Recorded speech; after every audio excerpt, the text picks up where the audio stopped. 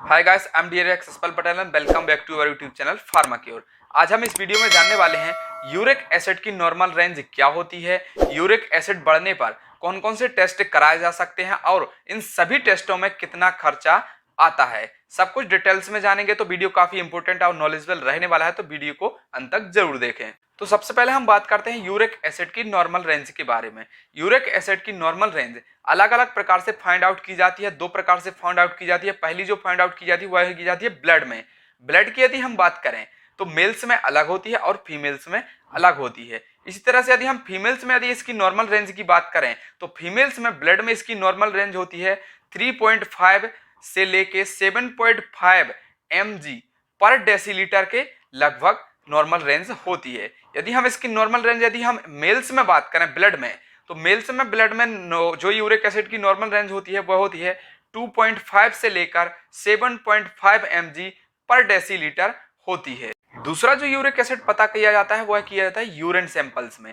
Urine samples में 24 घंटे में यदि 200 से लेके या 250 से लेके 700 mg पर डेसीलीटर के लगभग यदि यूरिक एसिड होता है तो यह एक नॉर्मल रेंज होती है। मींस 24 घंटे में यूरिन सैंपल को कलेक्ट किया जाता है और फिर फाइंड आउट किया जाता है कि यदि 250 से लेके 700 mg पर डेसीलीटर यदि है तो यह एक यूरिन में नॉर्मल रेंज होती है, चाहे वह फीमेल हो या मेल हो। तो ये तो हो गया यूरिक एसिड की नॉर्मल रेंज के बारे में। ब्लड में और यूरिन में यूरिक एसिड की नॉर्मल रेंज क्या होती है।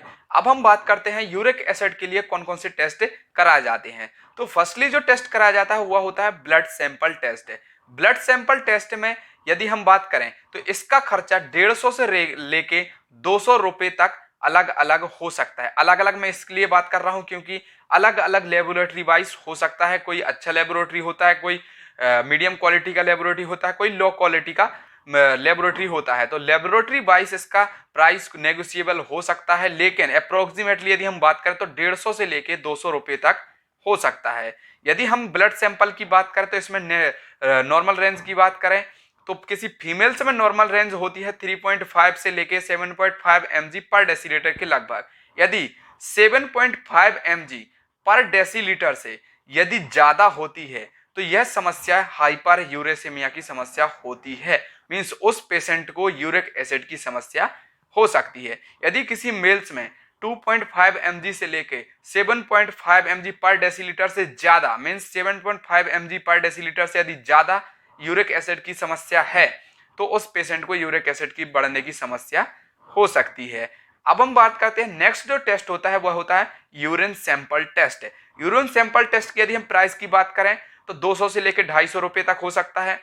यह भी प्राइस नेगोशिएबल होता है, लेबोरेटरी वाइज चेंज हो सकता है, लेकिन अप्रोक्सीमेटली यदि हम बात करें तो 150 से लेकर 250 के बीच ही इसका प्राइस हो सकता है। 24 घंटे में यूरिन को कलेक्शन किया जाता है, उसमें यदि 250 से लेके 700 mg पर डेसीलीटर यदि मिलता है तो यह एक नॉर्मल रेंज होती है। लेकिन 700 mg से लेके यदि 800 mg जा रहा है, 900 mg पर डेसीलीटर जा रहा है, मींस यदि हम समझ लीजिए कि 700 mg से ऊपर है तो इसको हम हाइपर यूरेसिमिया की समस्या मानेंगे। उस पेशेंट को यूरिक एसिड बढ़ने की समस्या हो सकती है। तो यूरिक एसिड बढ़ने पर दो प्रकार के टेस्ट ही कराए जाते हैं। एक तो होता है ब्लड सैंपल और दूसरा होता है यूरिन सैंपल। तो हम इस वीडियो में जान चुके हैं कि यूरिक एसिड की नॉर्मल रेंज क्या होती है, यूरिक एसिड में कौन कौन से टेस्ट कराए जाते हैं और सभी टेस्ट की नॉर्मल रेंज क्या होती है।